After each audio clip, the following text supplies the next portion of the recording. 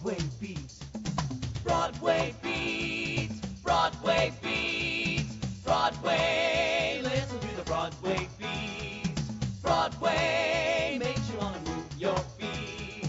Everybody's tapping into everything that's happening on Broadway Beat. Broadway Beat. Broadway Beat. Broadway Beat. Hello, I'm Richard Ridge, and welcome to Broadway Beat, where we bring you the very best of what the New York theater scene has to offer. This week we dedicate our entire program to the late great Eartha Kitt. For 6 decades, she dazzled audiences with her unique blend of sensual feline prowess and pure talent on stage, screen, television, nightclubs, and of course, recordings. Our own Sidney Meyer sat with Miss Kitt during one of her many record-breaking runs at the ballroom. Over the years, I had the privilege of catching up with Eartha during her many theatrical runs, including The Wild Party, Nine, Mimi LeDuc, and her last, Candor and Ebb's All About Us. Enjoy our homage to Miss Eartha Kitt. So here's to life and all the joys it brings. Here's to life, to dreams and your dreams. May all your storms be weathered and all that's good get better. Here's to life, here's to love, and here's to you.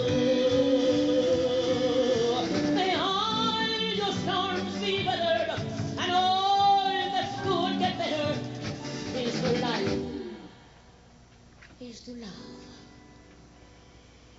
and here's to you.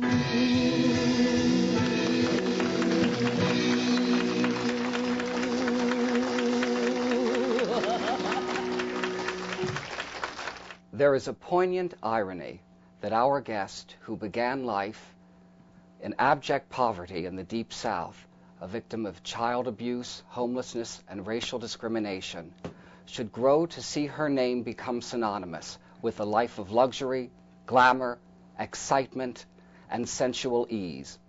Eartha Kitt was born in the backcountry town of North in South Carolina. Her father was a sharecropper, and after many years he had a good harvest and named his daughter Eartha to thank the earth. Eartha, when you were that small child walking the dusty roads down south, what were your dreams? I don't think I had any except to eat. I feel that, no, my sister is my half-sister.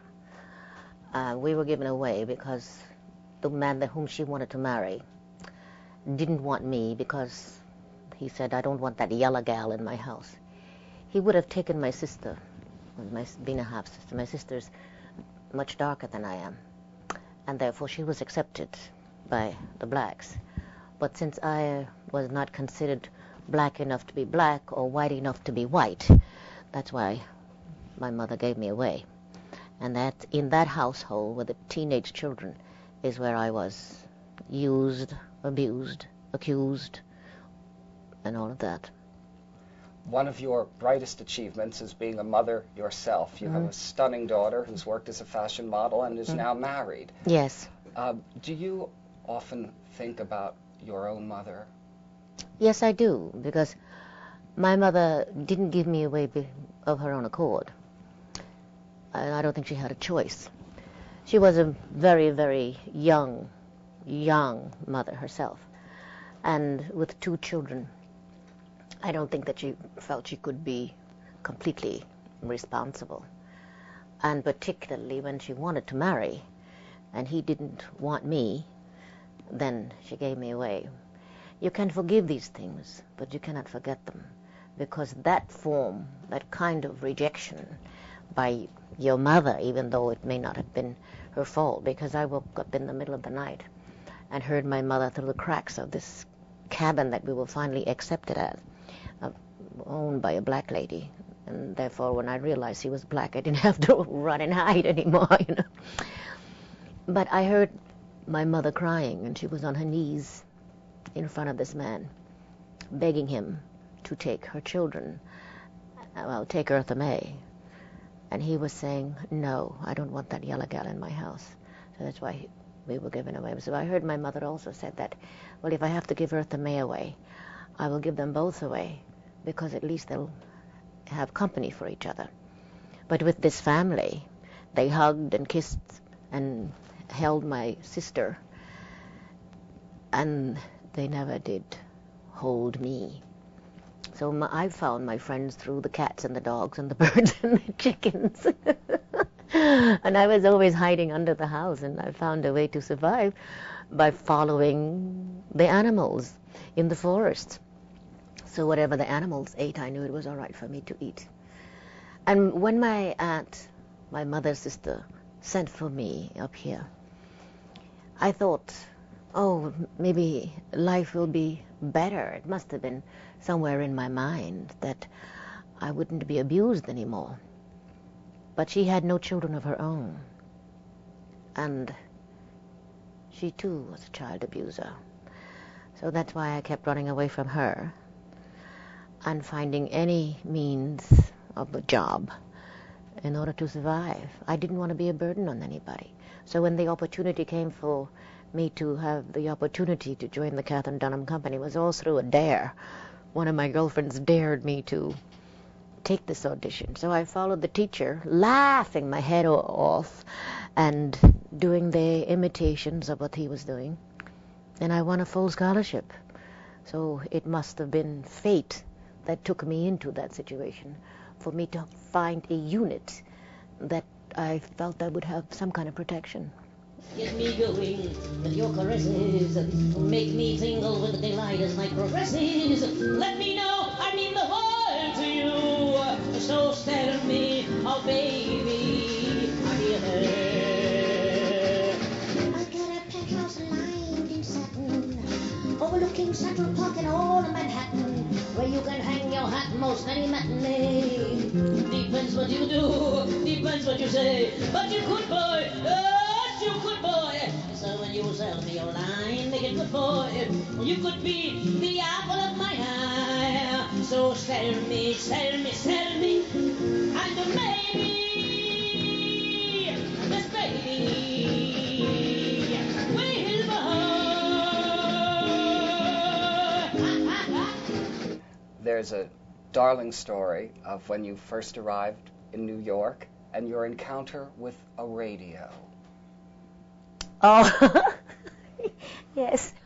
Well, down south, I knew nothing about electricity and radios, and not even the glass in a window or inside sanitation. And when my aunt got me off the train and she took me to this apartment building that on the second floor, somebody came to the door, and when the door was opened, it was dark, you couldn't see, and then all of a sudden, boom, a light went on. And I noticed this button on the wall, and I kept coming back to this button and playing with it for a very long time. And I'm still amazed about electricity. But coming from the south and seeing this magical world, so I went to the radio when I heard the voices coming out of it, and I sat on the floor. I never saw anything like that before. Voices, people talking in a box. So obviously they saw that I was curious. So they said, when you press one button, it will play you music. When you press another button, the little people inside will talk. So I sat by the radio for hours waiting for the little people to come out and talk to me. I'm still waiting for the little people to come out and talk to me, as a matter of fact. But it was like magic time to me, being in the Wizard of Oz, being in Oz. Ah, c'est bon. Je cherche un millionnaire avec des grands Cadillac car. Big coats, des bijoux. On est obligé de voir des choses comme ça, n'importe quoi. Tout le monde le loot. Dis-moi, est-ce qu'il n'y a par chance, quelqu'un ici, dans la maison, avec nous, ce soir, avec un petit, un très très petit, un tout petit yacht? Non. Alors, demain peut-être. Wow, parlez-vous français? Anglais? Ni anglais, ni français, ni quoi. Not much of anything, right? Your phenomenal success abroad singing in cabarets, when you arrived, your first appearance in New York in cabaret did not meet with the success one would hope for. Why was that? I was told I was singing in too many languages and they didn't understand a thing I was talking about. Because when I went to, first of all, La Vie en Rose brought me back to America after I became so successful doing the Orson Welles bit, who bit me, by the way, after he called me the most exciting woman in the world, and to him I was so exciting that he had to bite me. But after that, that big, tremendous success I had over there, the agency here in America got interested in me, so they came for me to open at La Vie en Rose. So Mr. Julie, I think it was Mr. Julie Padell, or whoever owned the La Vie en Rose at the time. He said, "Hey, kid," with a cigar in his mouth, "I hear you sing in 7 languages." And I said, "Yes." "Well, get up on the stage and sing in all 7. So I did, I did exactly what he told me to do. But it was too early for someone to be standing on the stage such as me to be singing in so many languages, because they didn't understand it. And one of the songs, too, was in German. And I think that had something to do with the fact that Americans were not very fond of German at the time. But now I was sent for by the William Morris Agency, or through the William Morris Agency anyway, and they thought I was so beautiful, they called me the beautiful creature. So after I was a flop there, after 6 days, I'm falling on the stage and I have 6 stitches in my chin because they waxed the floor and didn't tell you that, so you go out on stage and you do a turn and pow, right on your face you go. So that was an excuse for them to dismiss me. So I was getting $600 a week for that. Now, I was making that kind of money in Paris. They would give me 35,000 francs a night in Paris, and that today is like $35,000 a night. So when they stitched up my chin,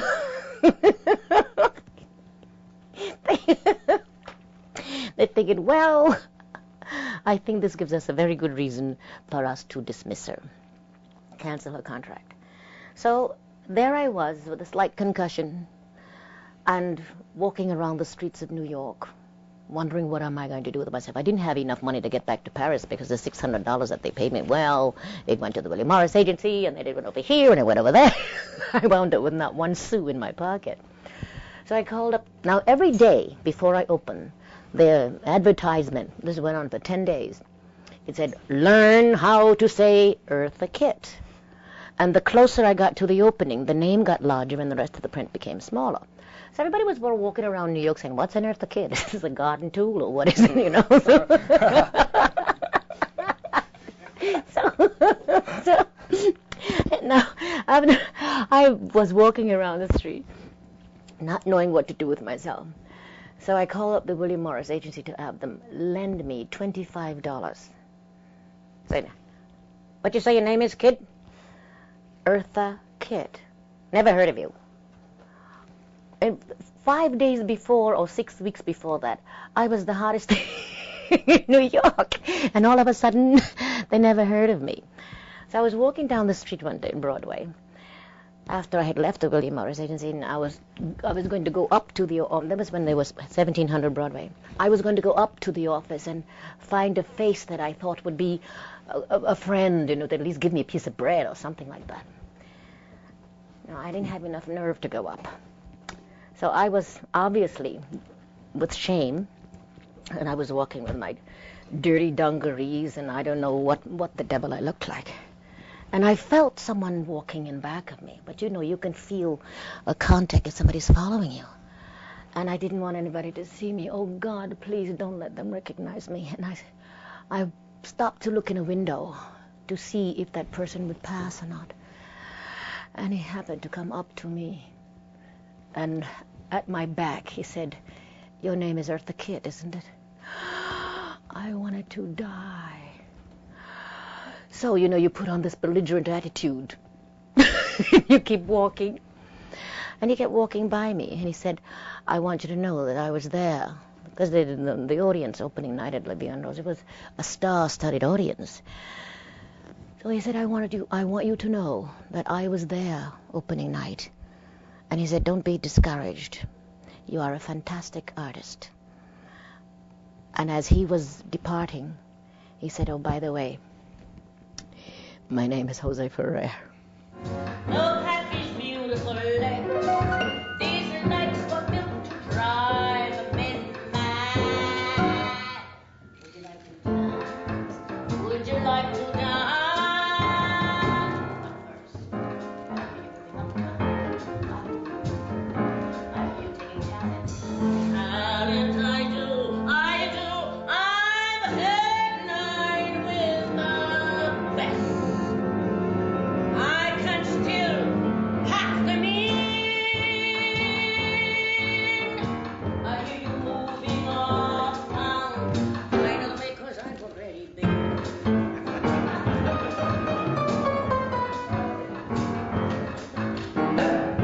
Around the room, look. Tell me what you see. Imitations of imitations. I invented myself.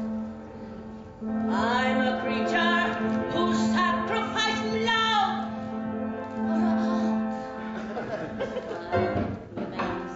with these smoldering lips. Do you know what it's like to taste these smoldering lips? Would you like to find out? But first,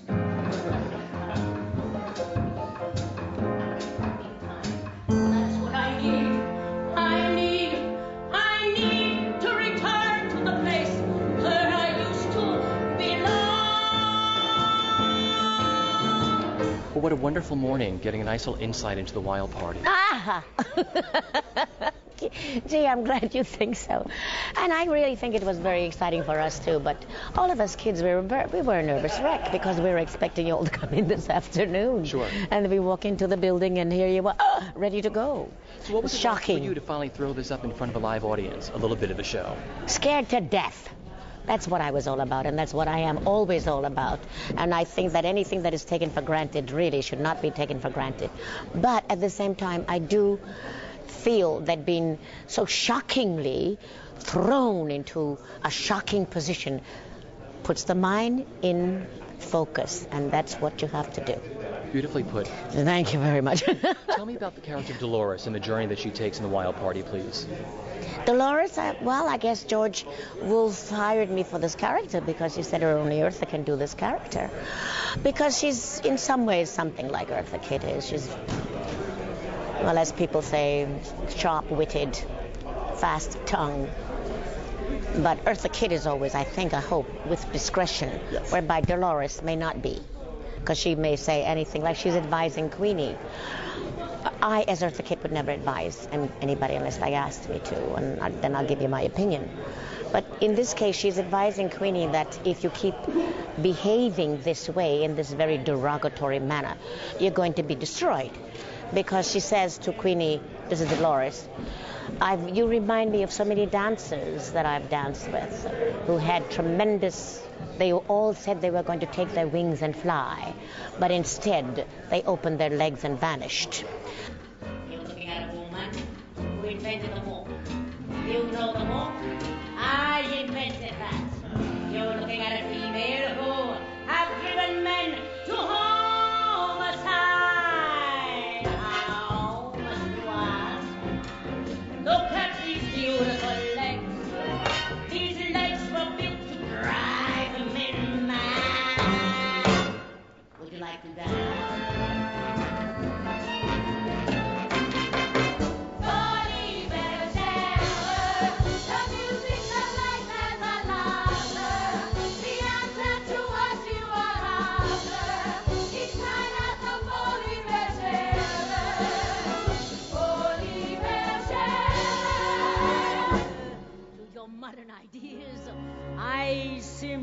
somewhere. One derrière. At the folie légère, the answer to what you are after, the music, the lights, and the laughter of the folie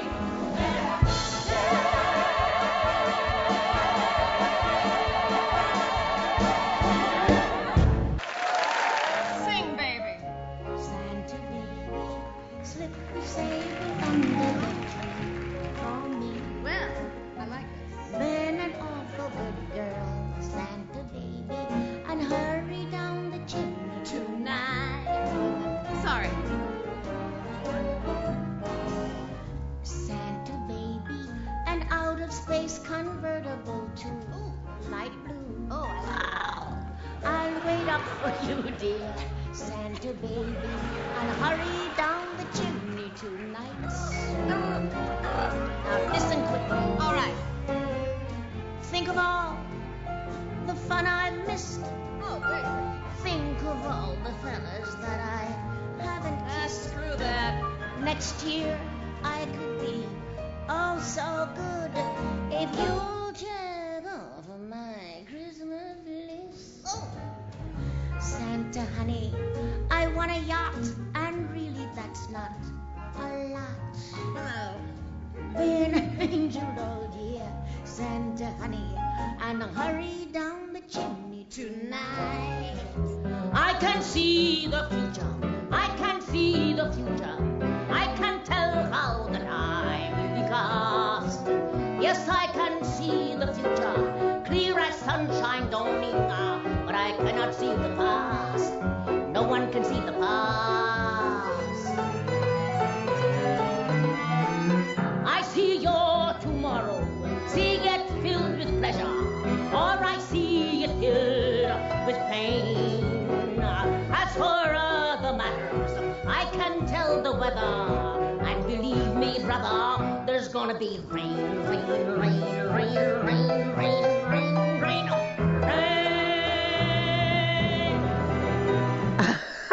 Well, what can I tell you about singing the song? Because everything seems to be so prevalent because of today's behavior as far as the climate is concerned, and then because of what is going on with wars and the plays about that. Evolution is evolution. There's nothing you can do about that because you can maybe hold it up for a second or two, but it's going to come.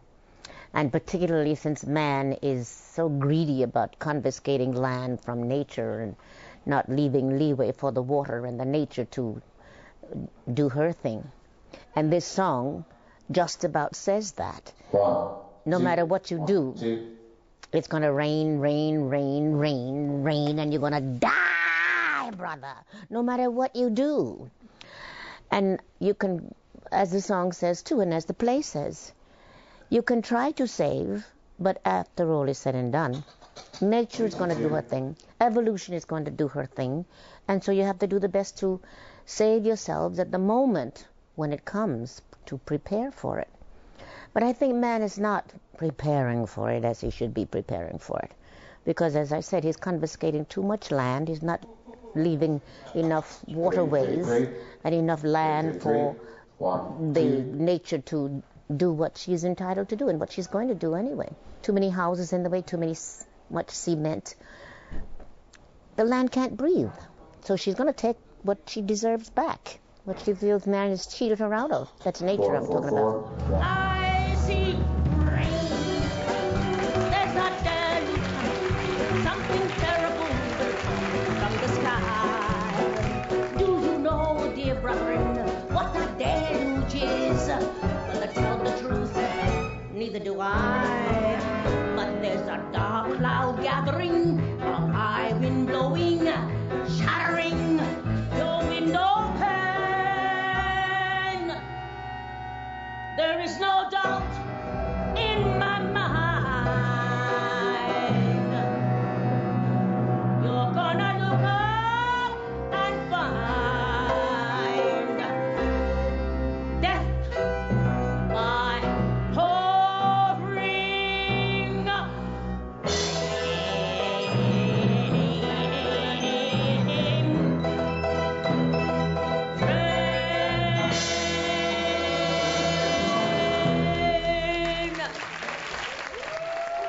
before we end our visit today, Mm-hmm.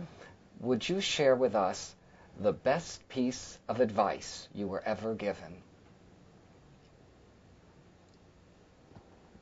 Know when to keep your mouth shut and talk when you know you have something to say. And I learned that from Orson Welles, because I never talked when I was with Orson Welles. And he said, that's why she's so intelligent, because she knows how to listen. And this is what we're missing. We're not listening at each other, you know. We're so busy talking over the other person that we haven't even heard what you said. But we must learn to listen. That's what your ears are for. And debates. I love debates. I love verbal stimulation, you know, and we're not having that anymore. We're sitting in front of the television and watching everything that goes by, and it's going by like that.